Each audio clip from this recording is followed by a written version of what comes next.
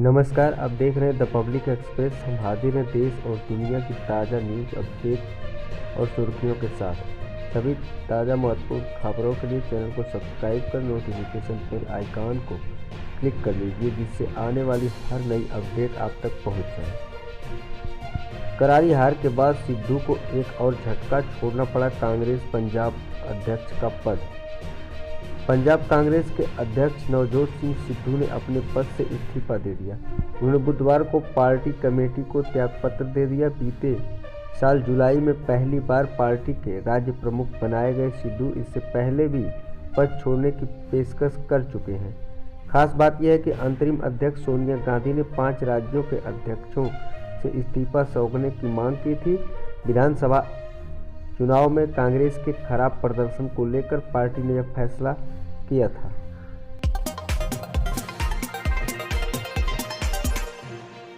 सेवानिवृत्त सैन्य कर्मियों के लिए लागू 1 रैंक 1 पेंशन की मौजूदा नीति को सुप्रीम कोर्ट ने सही ठहराया।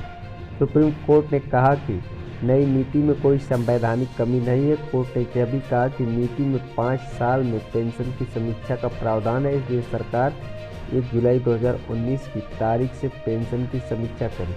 कोर्ट ने सरकार को 3 महीने में बकाया राशि का भुगतान करने को कहा। देश के करोड़ों वरिष्ठ नागरिकों के लिए रेलवे की ओर से बुरी खबर। रेल मंत्री अश्विनी वैष्णव ने आज लोकसभा में एक लिखित सवाल के जवाब में बताया कि रेल किराए में वरिष्ठ नागरिकों को मिलने वाली छूट पर लगी पाबंदी फिलहाल जारी रहेगी। मतलब ये हुआ कि पाबंदी के हटने का इंतजार कर रहे वरिष्ठ नागरिकों को फिलहाल पूरा रेल किराया ही देना पड़ेगा। वरिष्ठ नागरिकों समेत कई अन्य श्रेणियों के यात्रियों को रेल किराए में मिलती रही छूट मार्च 2020 से बंद है। मार्च 2020 में कोरोना महामारी के चलते लॉकडाउन लगाया गया था, जिसके चलते रेल यात्रा पूरी तरह स्थगित कर दी गई थी। इसके बाद रेल यात्रा तो शुरू की गई, लेकिन किराए में मिलने वाली रियायत केवल 3 श्रेणियों के यात्रियों को ही बहाल की गई, जिनमें 4 तरह के दिव्यांगजन, 11 तरह की बीमारियों से ग्रसित मरीज और छात्र शामिल हैं।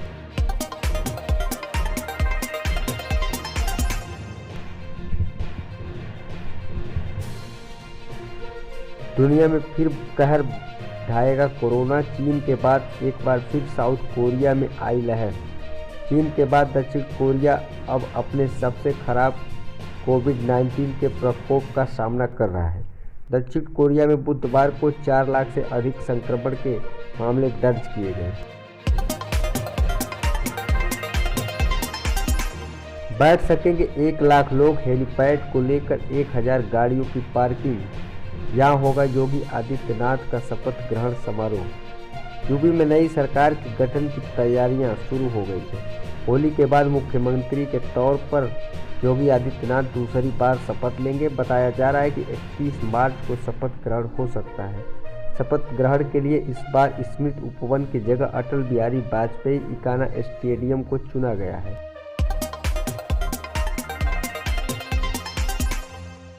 योगी के शहर गोरखपुर में बुलडोजर वाली पिचकारी की भारी डिमांड, बाजार में हुई कमी। भाजपा की जीत का असर होली के त्यौहार में बाजारों में दिखाई दे रहा है। बाजारों में जहां पिचकारी और रंग अबीर और गुलाल की खरीदारी के लिए ग्राहकों की भीड़ उमड़ रही है, वहीं इस बार बुलडोजर वाली पिचकारी भी काफ़ी डिमांड में है। सीएम योगी के शहर गोरखपुर में बाजार में बुलडोजर वाली पिचकारी की डिमांड इतनी है कि ये पिचकारी बाजार से गायब हो गई है। लोगों ने पहले ही बाजार पहुंचकर बुलडोजर वाली पिचकारी को खरीद लिया है। बच्चों में बुलडोजर वाली पिचकारी की खासी मांग है, जबकि इको फ्रेंडली रंग अबीर और गुलाल की भी बाजार में खासी डिमांड है। इंटरनेशनल कोर्ट ऑफ जस्टिस से रूस को झटका। यूक्रेन के खिलाफ जंग रोकने का आदेश। संयुक्त राष्ट्र की शीर्ष अदालत ने बुधवार को रूस को आदेश दिया कि वह यूक्रेन में अपने सैन्य अभियान को रोक दे। हालांकि कई विश्लेषकों का मानना है कि रूस शायद ही इस फैसले को मानेगा। यूक्रेन ने 2 हफ्ते पहले अंतर्राष्ट्रीय अदालत ICJ से हस्तक्षेप करने का आग्रह करते हुए दलील दी थी कि रूस ने नरसंहार रोकने संबंधी 1948 की एक संधि का उल्लंघन करते हुए यूक्रेन पर नरसंहार करने का झूठा आरोप लगाया और इसे मौजूदा आक्रमण के बहाने के रूप में इस्तेमाल किया। अमेरिका का बड़ा ऐलान, रूस से जंग लड़ रहे यूक्रेन को देगा कई घातक हथियार। रूस के खिलाफ जंग लड़ रहे यूक्रेन की मदद के लिए अमेरिका ने एक बार फिर मदद की बात कही है। अमेरिकी राष्ट्रपति जो बाइडेन ने बुधवार को यूक्रेन के लिए $800 मिलियन की अतिरिक्त सुरक्षा सहायता देने का ऐलान किया। सुरक्षा पैकेज में यूक्रेन को एंटी एयरक्राफ्ट सिस्टम समेत कई घातक हथियार देने का भी वादा किया है। कच्चे तेल के दाम में गिरावट, $100 प्रति बैरल से भी नीचे पहुंचा।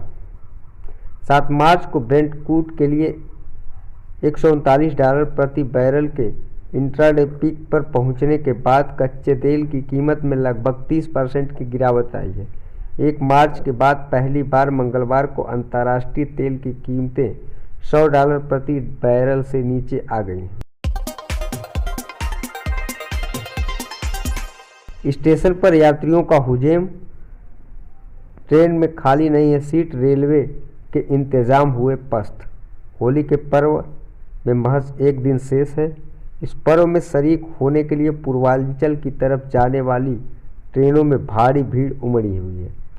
रेलवे स्टेशन पर पहुंचे हर यात्री इस कोशिश में है कि किसी तरह ट्रेन के अंदर जाने का उन्हें मौका मिल जाए। आलम यह है कि पूर्वांचल की ओर जाने वाली हर ट्रेन दिल्ली के रेलवे स्टेशनों में ठसाठस भर कर रवाना हो रही है। किसी भी ट्रेन में आरक्षित बर्थ उपलब्ध नहीं है, लिहाजा कई लोग अनारक्षित कोच से ही सफ़र करने को मजबूर हैं।